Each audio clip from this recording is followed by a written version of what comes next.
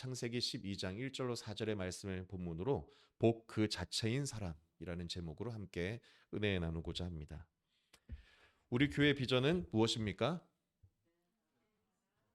네, 복된 사람, 거룩한 문화입니다. 그래서 이 말씀, 이 비전의 모델은 아브라함이에요. 그래서 오늘 이제 아브라함에 관한 설교가 본격적으로 시작이 되는데, 이 아브라함을 통해서 우리 교회 비전, 그리고 우리가 어떻게 복을 받아야 되는지 잘 알 수 있는 시간이 되기를 원합니다. 자, 근데 12장을 한번 보십시오. 성경책 창세기 12장 오늘 본문의 말씀을 보면은 12장에 이제 하나님께서 아브라함에게 2절에 보면 갑자기 내가 너로 큰 민족을 이루고 복을 주어 내 이름을 창대하겠다라고 약속을 주십니다. 여러분 한번 생각을 해보세요. 하나님께서 나에게 어느 날 찾아와서 이러한 복을 약속해 주시고 대대에 잘 되게 후손들이 창대하게 될 것이다 약속을 주면 좋겠습니까? 안 좋겠습니까? 이러한 말씀이 들려지기를 원합니까? 안 원합니까? 우리 안권사님 이런 음성이 들려지기를 축복합니다. 예. 정말 그런 음성이 나에게 들려주면 좋겠죠? 그러면 그런 음성은, 그런 약속은 누구에게 주어지는 걸까요? 아브라함 같은 사람만 딱 선택되어져서 아브라함은 복을 받기로 갑자기 예정이 되었다는 걸까요? 아, 할렐루야. 하나님의 말씀에 순종하는 사람에게 그런 음성이 들려지는 겁니까? 그런데 그렇게 우리가 생각을 하려면 아브라함이 뭔가를 한 게 있어야 될 거 아니에요. 근데 이제 족장들의 이야기가 본격적으로 아브라함부터 시작이 되는 거거든요. 아브라함, 이삭, 야곱 이들을 족장들이라고 합니다. 그러니까 이때는 이제 나라가 세워지기 전에 지금 창세기 1장부터 11장까지를 원역사라고 했죠. 그래서 신앙생활에 창조가 무엇인지, 또 죄가 무엇인지, 심판이 무엇인지, 또 사람들이 어떠한 죄를 반복하고 있는지 그런 것들을 홍수 사건이나 바벨탑 사건으로 신앙의 아주 핵심적인 기본적인 것을 알려줬다면, 자, 그것의 구체적인 예를 알아야겠죠. 하나님 말씀대로 어떻게 살아가는지, 또 어떤 실수를 하든지, 또 하나님이 어떻게 구원하는지를 우리가 알아야 되니까 그것을 족장들을 통해서 창세기는 알려주는 거예요. 그런데 그러면 창세기에 뭔가 아브라함이 이제 시작 12장부터 시작인데 뭘 했길래 그런 약속을 받았을까? 그런 게 있어야 되지 않겠습니까? 만약에 그런 것들이 보이지 않는다면은 하나님은 일단은 복 받을 사람은 뽑아 놓고 택정하고 예정해서 그렇게 복을 주시는 하나님이신가? 여러분 그러한 우리가 생각이 들 수가 있어요. 자, 그러나 하나님은 여러분 공의의 하나님이시고 진리의 하나님이시고 사랑의 하나님인 줄 믿으시길 축복합니다. 공의와 정의와 진리가 있으시려면 여러분 공평해야 됩니까? 이렇게 편애가 있어야 됩니까? 공평하셔야겠죠. 저도 내 아이를 키우는데 제가 정말 힘쓰고 노력하는 것은 모두를 사랑하려고 하는 거예요. 한쪽에 치우치지 않으려고 하고 정말로 저는 모두를 사랑하려고 애쓰는데 여러분 사람 부모도 그러려고 한다면 하나님도 당연히 그래야 되지 않겠습니까?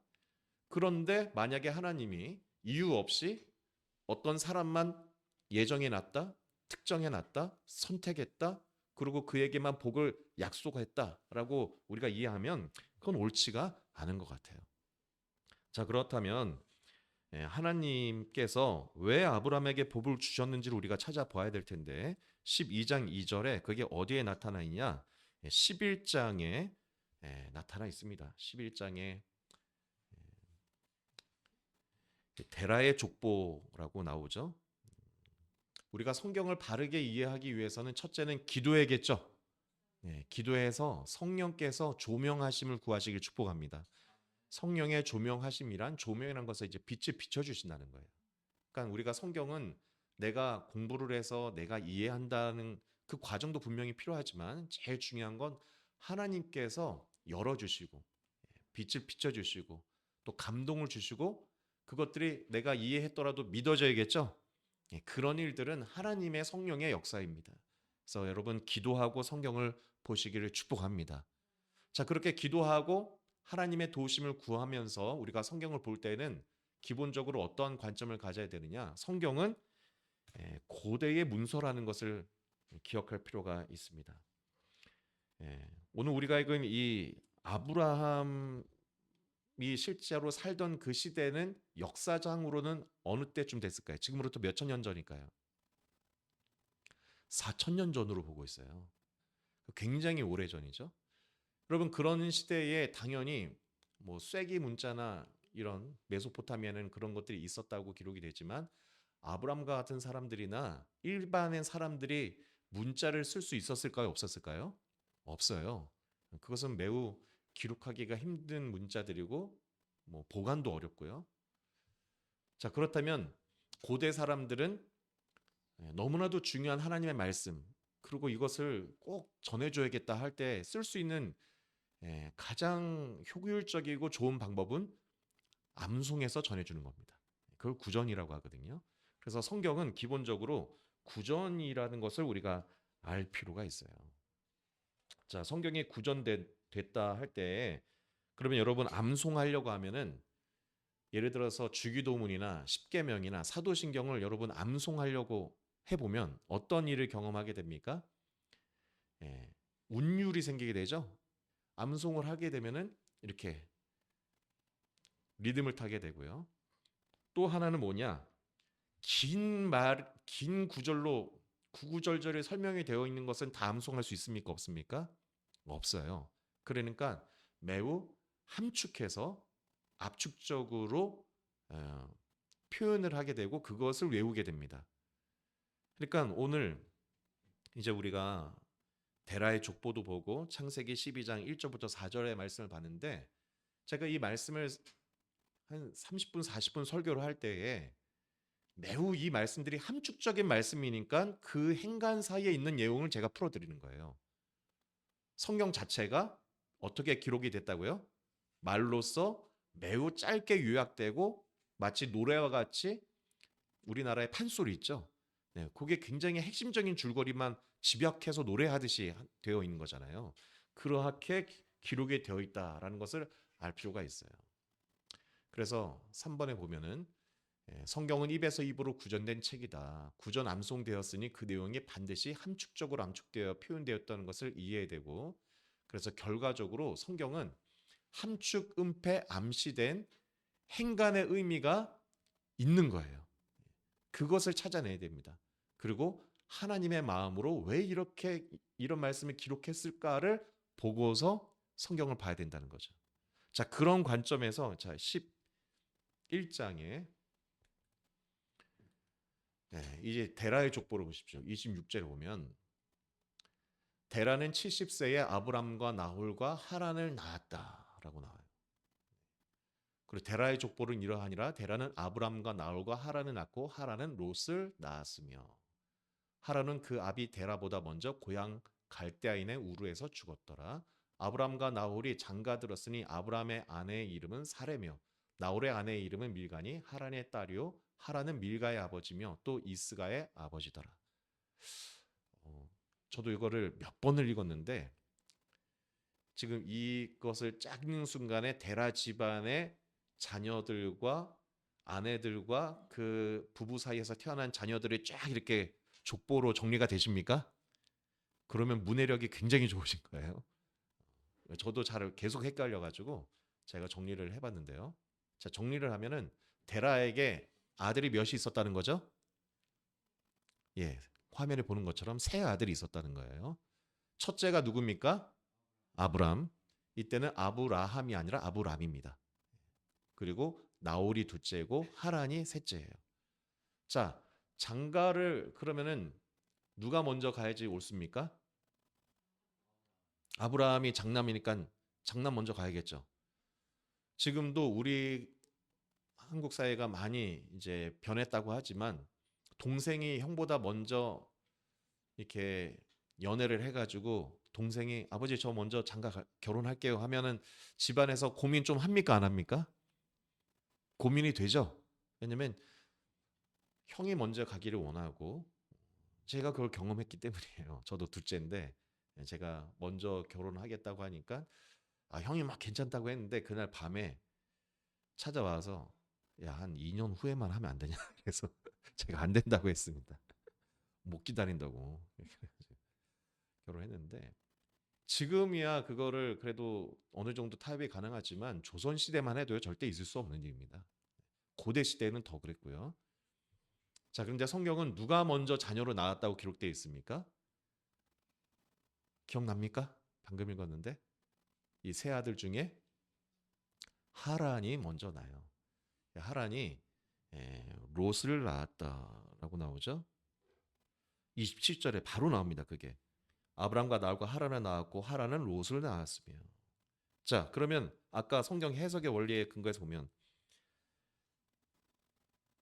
하란의 아내에 대한 기록이 있나요, 없나요, 성경에?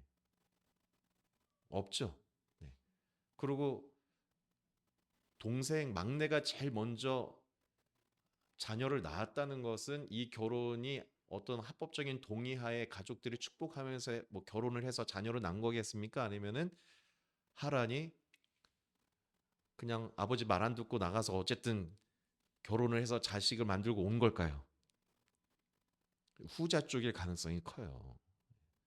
그래서 어쨌든 이 데라의 집안이 뭔가 이렇게 일반적이진 않고 뭔가 하란이 조금 말썽도 피우고 말도 좀 안 듣는 그런 집안이었다는 것을 유추는 할 수 있겠죠. 그렇게 해서 롯이 태어났다. 그리고 다시 38절을 보십시오. 하란은 그 아비 데라보다 먼저 고향 갈대인의 우르에서 죽었더라라고 나와요. 자, 이제 집안에 큰 일이 났습니까? 안 났습니까? 예.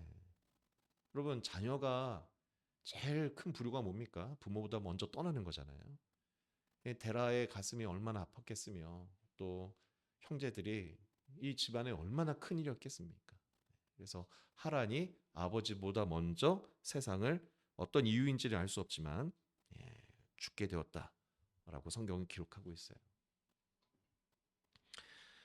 예, 아마 아버지 데라의 고민이 많았을 것 같습니다. 그런데 29절에 보세요.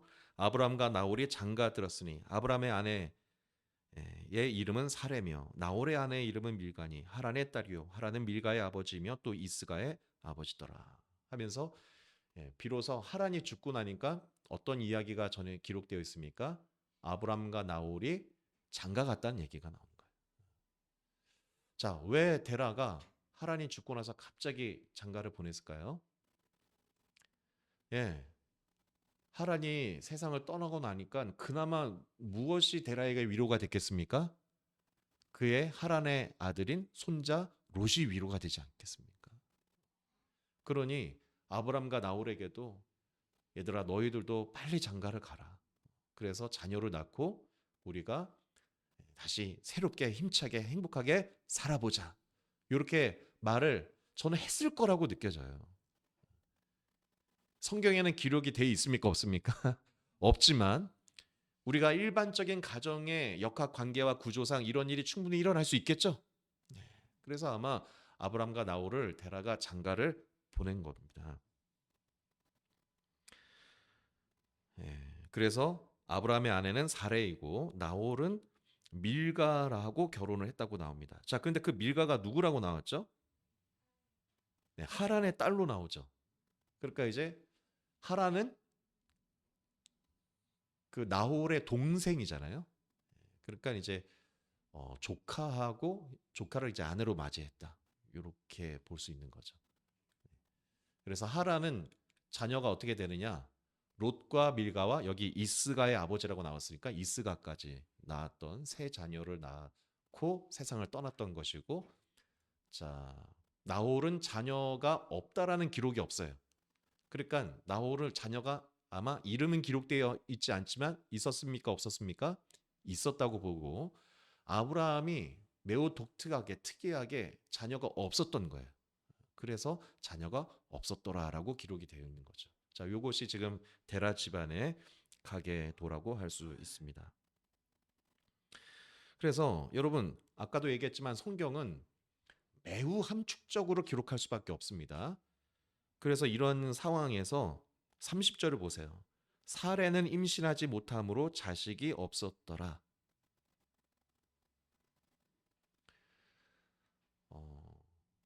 사례가 임신하지 못하는 게 이 집안의 큰 일이겠습니까?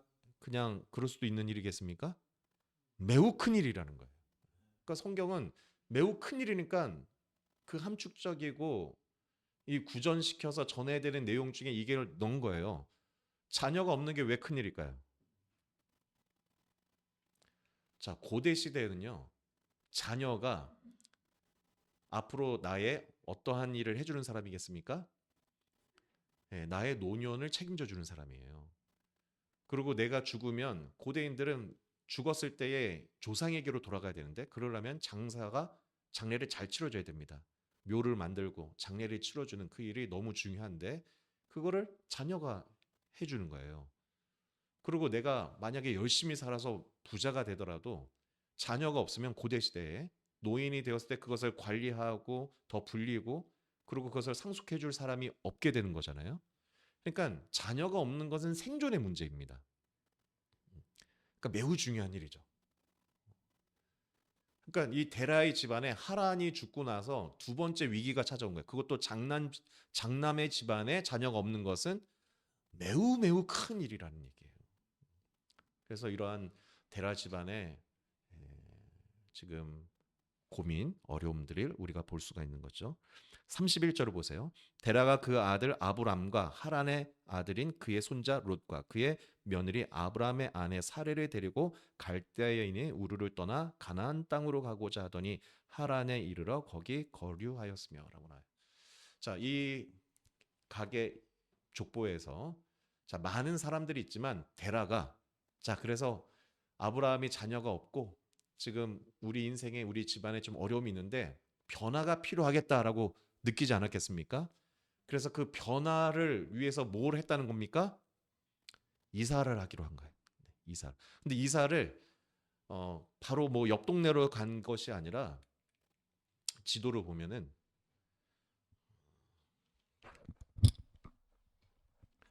자, 지금 아브라함이 있는 곳이 여기 우르라고 하는 지역입니다. 여기가 어딘지를 먼저 설명했구나. 여기가 지중해고요. 여기가 우리가 이제 보는 가나안 땅입니다. 여기가 가나안 땅이에요. 이스라엘 땅. 그리고 이게 유프라테스 강이고 티그리스 강이니까 여기가 메소포타미아 문명이 있는 곳입니다. 자, 이 메소포타미아 문명의 수도이고 제일 문명의 발생이 잘 된 곳이 우르라는 지역이에요. 자, 여기에 아브라함과 데라 그 가족들이 살고 있는 겁니다. 그리고 여기에서 무슨 일을 하고 살았느냐? 자, 여기가 이제 우르 지역, 메소포타미아 지역에서 나오는 문명들의 모습이에요. 이게 지구라트라는 건데, 이게 이제 성경의 바벨탑의 어떤 배경이 되는 겁니다. 그러니까 이런 것들이 굉장히 여기에 이제 층층이 높은 건물이 쌓여 있고, 이란 이라크에 가면은 지금도 이런 것들이 있는데, 사사기 24장 2절에 보면은 여호수아가 모든 백성에게 이르되 이스라엘의 하나님 여호와께서 이같이 말씀하시기를 옛적에 너희 조상들 곧 아브라함의 아버지 나홀의 아버지 데라가 강 저쪽에 거류하여 다른 신들을 섬겼으니라고 되어 있어요. 강 저쪽이 그러니까 어디로 얘기하는 걸까요? 우르를 얘기하는 거예요. 거기에서 그러니까 무엇을 하고 살았냐? 다른 신을 섬기고 살았다. 여기에서 이제 다른 아브라함과 관한 여러 가지 외경이라든지 유대인들의 전승 자료에 의하면 뭘 만들고 살았다고 우리가 알고 있습니까? 우상을 만들어서 팔고 살았다. 그러니까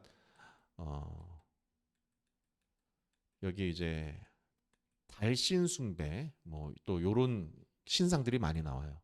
그래서 아브라함이 이렇게 이제 달 모양의 조각 나무라든지 돌이라든지 이런 우상들을 만들어서 팔지 않았을까? 정확하게 알 수는 없지만 그리고 그 지역에 이제 고고학 유물들 모습들입니다. 자, 그런데 아브라함이 그래서 데라가 우리 집안 분위기도 어렵고 한데 길을 떠나자 해서 여기에서 어디까지 갔냐? 아까 30절에 의하면은 하란까지 갔는데 하란이 여기예요. 그러니까 길을 여기에서 이렇게 출발해서 여기까지 가는 겁니다. 지금 여기에서 하란까지 가고 하란에서 여기가 베델이고 부엘세바거든요. 부엘세바가 그 이스라엘 땅의 이제 끝부분입니다. 여기가 이제 이집트고. 그러니까 여기를 문명의 발생 지역이라고 해가지고 비옥한 초생딸 지역이라고 하는 거예요. 그래서 길을 쭉 떠나게 되는데 어, 데라가 최종 목적지가 하란이었을까요? 하란은 아닙니다. 어디가 목적지였을까요? 가나안까지 가는 것이 아마 이 데라의 목적지였어요. 31절을 보세요. 31절. 데라가 그 아들 아브람과 하란의 아들인 그의 손자 롯과 그의 며느리 아브람의 아내 사레를 데리고 우르를 떠나 어디로 가자고 했다고요? 가나안 땅으로 가고자 하다니. 그러니까 가나안은 여기까지 이렇게 가야 되잖아요. 근데 이제 길을 쭉 가는데 지금처럼 차를 타고 갔을까요? 걸어갔을까요? 걸어서 굉장히 힘들게 길 막 가는 거예요. 그리고 이제 다 간 게 아니죠. 누구누구만 갔다는 겁니까? 그 세 아들의 가족들 중에 아브라함과 사레 그리고 손자 롯 요렇게만 간 거예요. 자, 왜 남아 있는 사람이 있고 간 사람이 왜 구분이 됐을까요? 자, 데라는 셈의 후손입니다. 노아 이후에 노아로부터 하나님에 대한 신앙이 역시 구전되고 있었을까요? 없었을까요? 있었겠죠.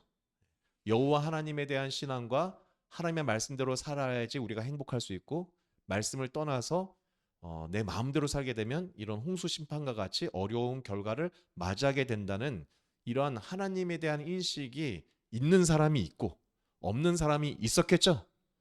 데라는 신앙으로 믿음으로 살았을 건데 셈의 후손으로서 그런데 자녀 모든 사람들이 다 동의하는 건 아니잖아요. 시간이 지나면 잊어버리기도 하고. 그런데 아버지 데라가 가나안 땅으로 가자라고 할 때 거기에 동의해서 간 사람이 아브라함과 롯이었다. 그리고 그를 따르는 여러 하인들과 우양들을 데리고 길을 떠났을 거예요. 자, 이 길이 보통 쉬운 길은 아니었을 겁니다. 우리들도 교회 올 때 또 수련회 갈 때 힘든 게 길을 가잖아요. 자, 그런데 어느 지역에 가서 멈춰 섰다고요? 하란이란 지역에. 자, 하란 하니까 또 누가 생각납니까? 데라의 몇 번째 아들의 이름과 똑같죠? 예, 셋째 아들의 이름도 하라잖아요. 하란. 그리고 여기가 문명의 발생 지역인데 그 중에 중심에 있는 도시죠, 하란이. 그래서 하란도 굉장히 갈대아 우르처럼 문명이 발달한 곳입니다.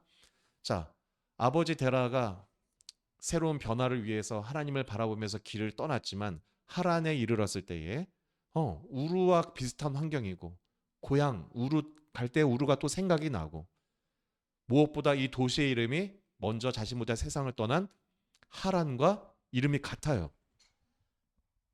그러면서 하란의 마음속에 이 힘든 여행을 그만하면서 여기에서 있자라는 생각이 들었을까요? 안 들었을까요? 들은 거예요. 그리고 가나안까지 가는 여정을 가지 못하고 멈춰 서게 됩니다.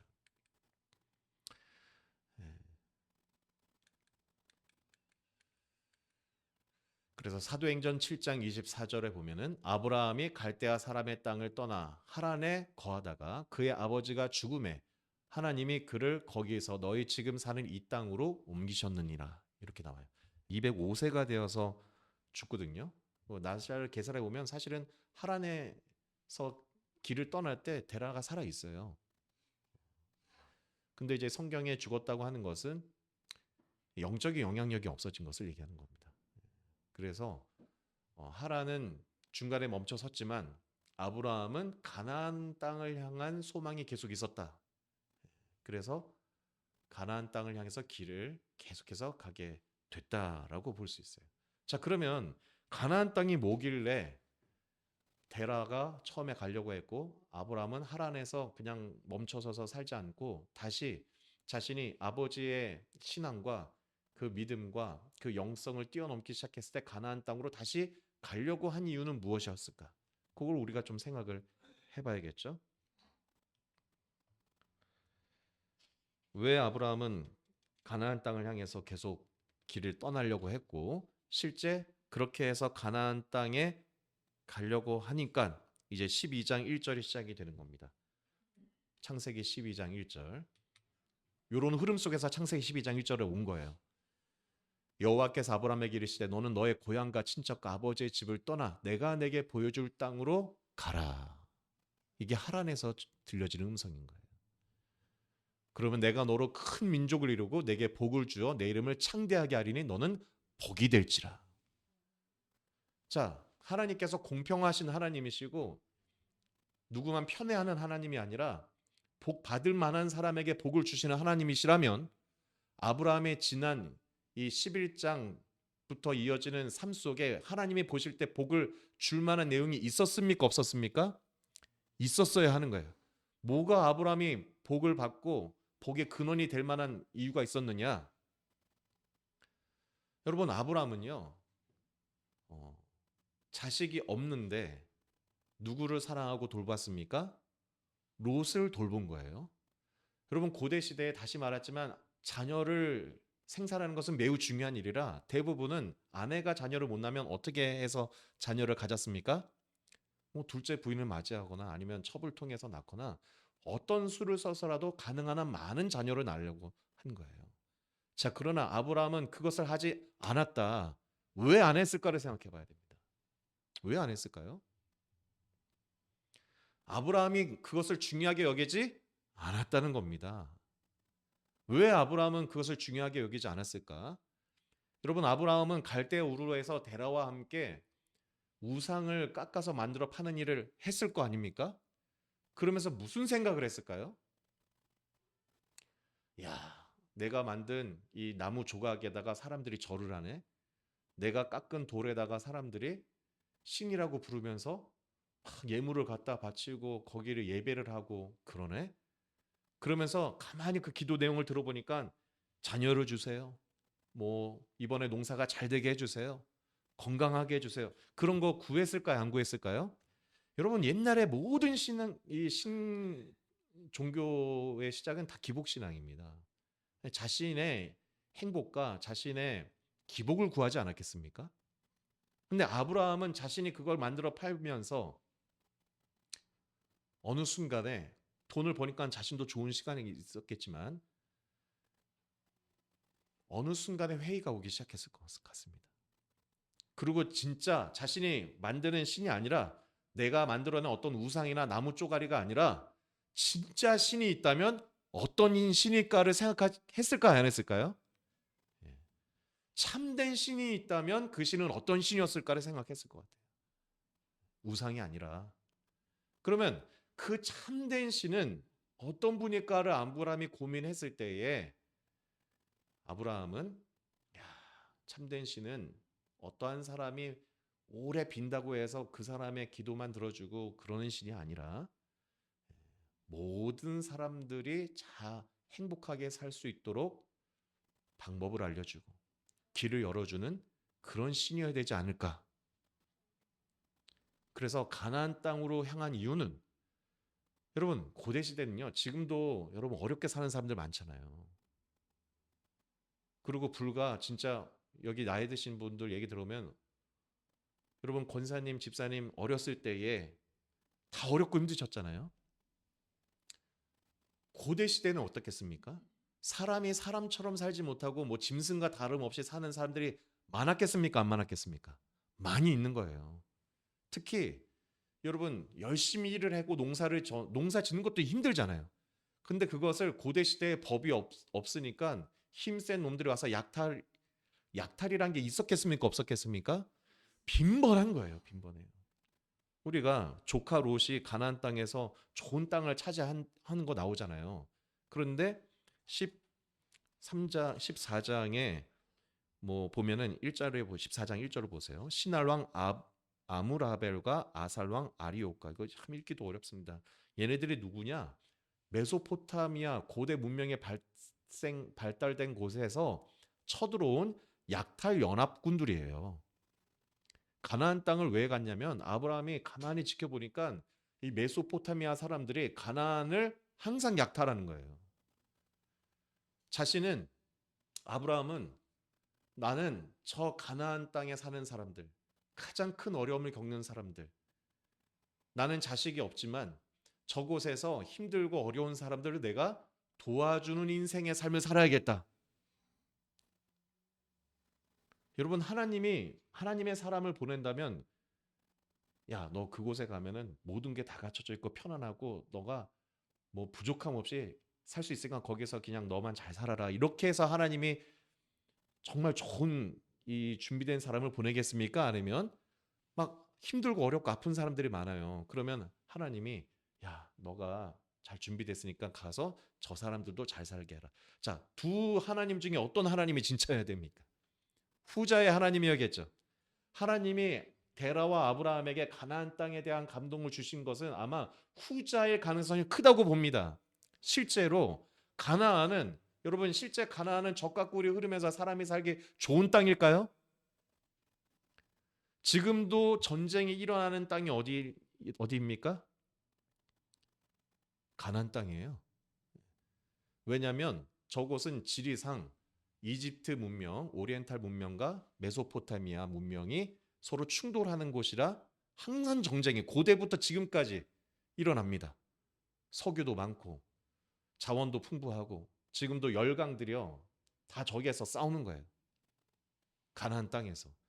그래서 가장 전쟁이 일어나면 살기 쉽습니까? 어렵습니까? 가장 살기 어려운 땅으로, 가장 척박한 곳으로, 가나안 땅 가면 농사 질 곳도 별로 없어요. 이스라엘의 북쪽만, 갈릴리 호수 그쪽만 농사 좀 지을 수만 하지 나머지 다 광야 같은 곳입니다. 근데 하나님이 그 가나안 땅에 아브라함을 보내시는 거예요. 왜냐? 아브라함아, 네가 가서 뭐가 되라? 복이 되라.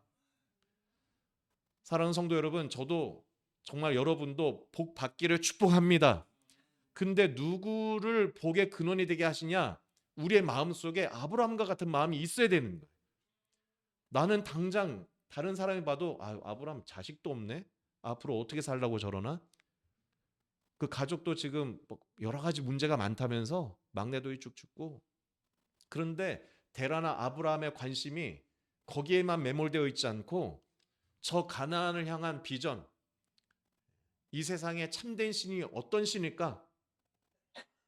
아버지 데라가 우리가 평생 우상을 섬기면서 잘못된 삶을 살았지만 다시 노아 할아버지부터도 우리가 들어왔던 여호와 하나님에 대한 신앙으로 돌아가 보자 하면서 그 강남에, 예?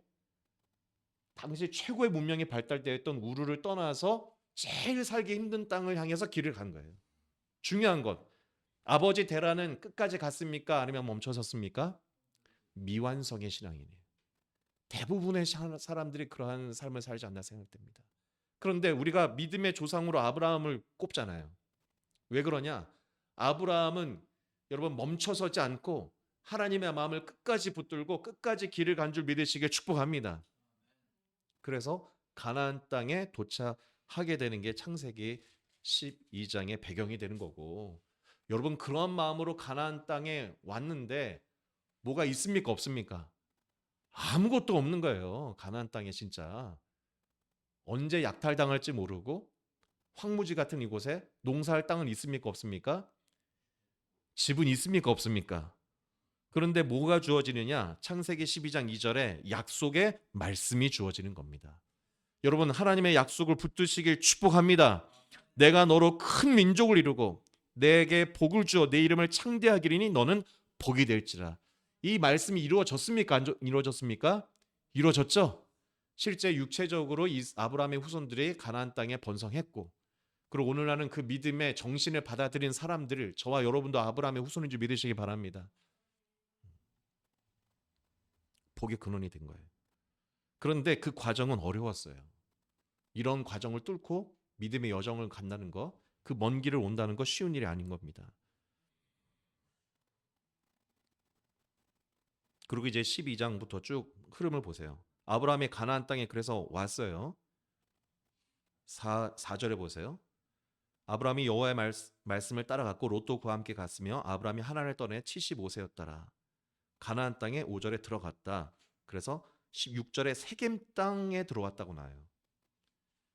근데 거기가 사람들이 텃세를 부려서 거기 못 있는 거예요. 그리고 8절에 베델 동쪽 산으로 옮겨 장막을 쳤다 나와요. 베델에서도 정착을 못 하는 겁니다. 그래서 9절에 점점 남방으로 옮겨갔더라. 가나안 사람들이 땅을 줬다는 겁니까? 안 줬다는 겁니까? 안 준 거예요. 굉장히 이게 지금 비참한 상태를 얘기하는 겁니다. 하나님 말씀대로 갔지만 가나안의 땅을 얻지 못하고 점점 남방으로 옮겨갔다. 중요한 건 그렇게 어려운 상황에서도 아브라함은 뭘 했습니까? 예배한 줄 믿으시기 바랍니다. 저와 여러분도 예배하며 살아가기를 축복합니다. 그리고 10절부터는 이제는 남쪽으로 점점 가다가 기근까지 10절에 기근까지 와버린 거예요. 먹고 살 수 있겠습니까? 없습니까? 없어요. 그러니까 애굽 땅까지 가서 살아야 되는데 아내를 빼앗기죠. 이거는 뭘 얘기하는 겁니까? 그냥 아브라함이 하나님을 못 믿어서 나 남편 아니고 그냥 내 누이입니다. 거짓말을 비겁해서 한 게 아니라 이건 성경에 뭘 기록하고 있냐? 그만큼 절박하다는 것을 얘기하고 있는 거예요. 그런 얘기를 하지 않으면 고대에는 여러분 새로운 부족이 한 나라에 새로운 부족이 이렇게 들어오게 될 때에 만약에 나보다 세 보이면은 죽이겠습니까? 안 죽이겠습니까? 남자 족장 같은 경우는 제일 먼저 제거 대상이에요. 그러니까 우리 부족의 대표는 내가 아니라 여자입니다. 사례입니다. 사례를 앞세우고 자신은 그냥 나는 그냥 남매입니다. 우리는. 그래서 목숨을 부지했다는 그러한 절박한 상황을 얘기하는 거예요. 자, 그러나 그러한 상황에서도 하나님은 복을 주셨습니까? 안 주셨습니까? 하나님이 함께 하셔서 애굽에서 나올 때에 모든 소유들이 더 불어나게 되는 거예요. 여러분, 하나님을 의지하면서 인생의 가장 힘든 시기도 예배하며 이겨낼 때에 하나님께서 흥하게 하실 줄을 믿으시길 축복합니다. 그리고 가나안 땅에 이제 거류하게 되는데 하나님이 복을 주셔서 우양들이 늘어나. 그러니까 롯이 함께 따라왔는데 자꾸 목자들끼리 다툼이 일어나니까 자, 아브라함에게 하나님의 마음이 있었다는 것 어떻게 알 수 있습니까? 9절에 보십시오. 13장 9절에 보면은 롯에게 내 앞에 온 땅이 있지 아니하냐? 나를 떠나거라. 내가 좌하면 나는 우하고 내가 우하면 나는 좌하리라. 그러면 현실에서 이럴 수 있을까요? 없을까요? 야, 여기 불당동이 있고 여기 두정동이 있는데 너 원하는 대로 줄게. 그럼 다 여러분 어디를 선택해야 됩니까? 집값 비싼 데를 선택해야겠죠? 그런데 아브라함이 롯에게 먼저 선택권을 주고 하는 거예요. 그래서 정말 롯은 좋은 땅에 갔다는 얘기입니다. 이게 하나님의 마음인 줄 믿으시기 바랍니다.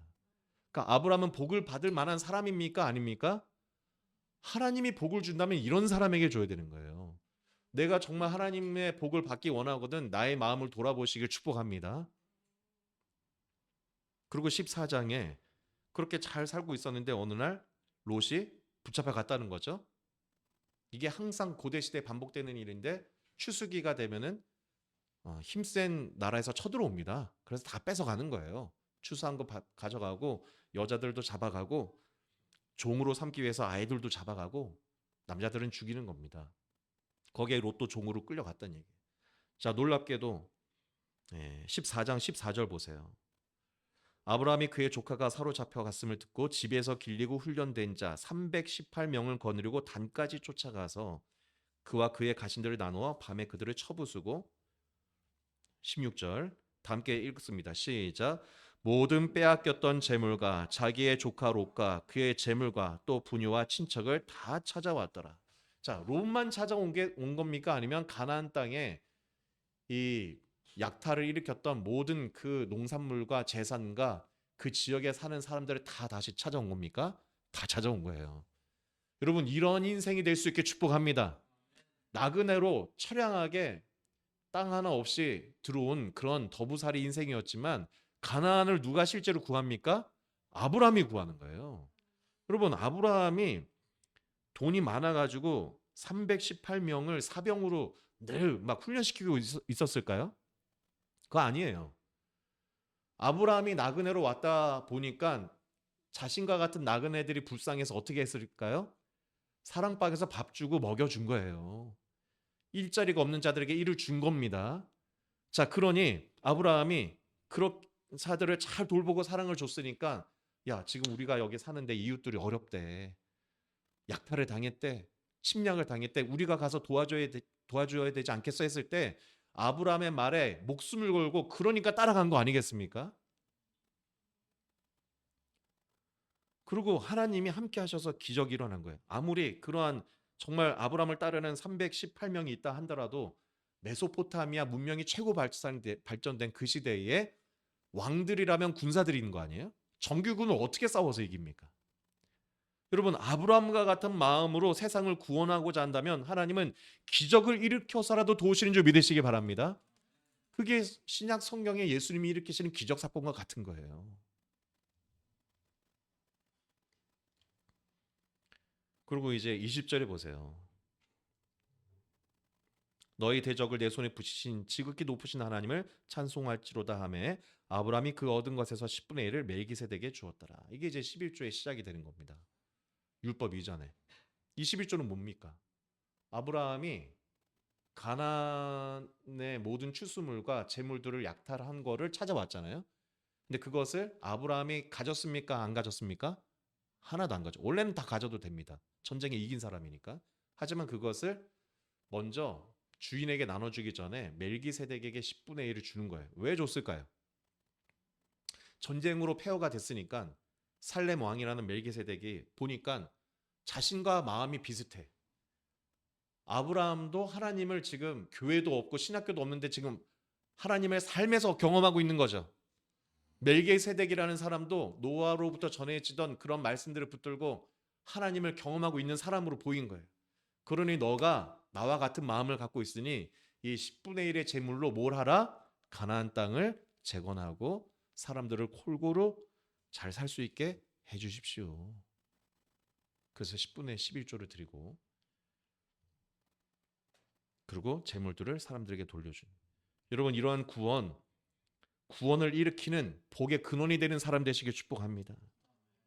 그리고 15절에 그런 일이 있었는데 1절에 보세요. 이후에 여호와의 말씀이 환상 중에 아브라함에게 임하여 이르시되 아브라함아 두려워하지 말라. 나는 내 방패와 너의 지극히 큰 상급이라.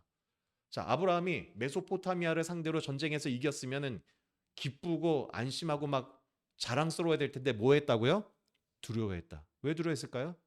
이제 아브라함은 타겟이 되는 거예요. 가나안 땅에 아주 괘씸한 놈이 있더라 하면서 언제든지 와서 해할 수 있지 않겠습니까? 우리 인생에 여러분 어려움과 두려움이 찾아올 수 있지 않겠습니까? 그런데 하나님은 그러한 아브라함에게 뭘 하시냐? 다시 언약을 기억시키는 거예요. 여러분, 매일매일 성경을 읽고 말씀과 기도로 잘 사시길 축복합니다. 그것은 우리가 삶에 염려와 고민이 올 수 있어요. 하지만 아브라함처럼 하나님의 음성을 듣고 약속을 붙들면서 살아가는 게 인생이라는 겁니다. 그래서 하나님 앞에 언약식을 하게 되죠. 짐승을 쪼개라. 하나님이 내가 너 잘 살게 해줄게. 너 후손이 하늘의 별처럼 바다 모래처럼 될 거야. 그러니까 아브라함이 제가 그걸 뭘로 믿습니까?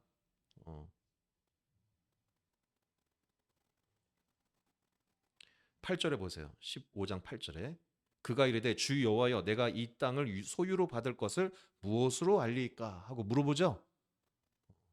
하나님 자꾸 나한테 복의 근원이라 하고 막 후손이 잘 될 거라고 약속하는데 뭘 제가 믿고 하나님의 말씀을 믿을 수 있습니까? 할 때에 자, 하나님이 너는 3년 된 암염소와 3년 된 암염소와 순양과 산비둘기야 이런 짐승들을 어떻게 하러 갑니까? 가운데를 쪼개라고 하잖아요. 가운데를 쪼개고 벌려놔라. 그리고 기다리고 있었어요. 아브라함이. 17절에 해가 질 때쯤 됐을 때 해가 져서 어두울 때 연기 나는 화로가 보이며 타는 횃불이 쪼갠 고기 사이로 지나더라. 그날에 여호와께서 아브라함과 더불어 언약을 세워 이르되 내가 이 땅을 애굽 땅에서부터 쭉 다 주리라. 이런 약속을 하십니다. 자, 하나님이 약속의 보증을 뭘로 주신 겁니까? 제사, 예배로 주신 거예요.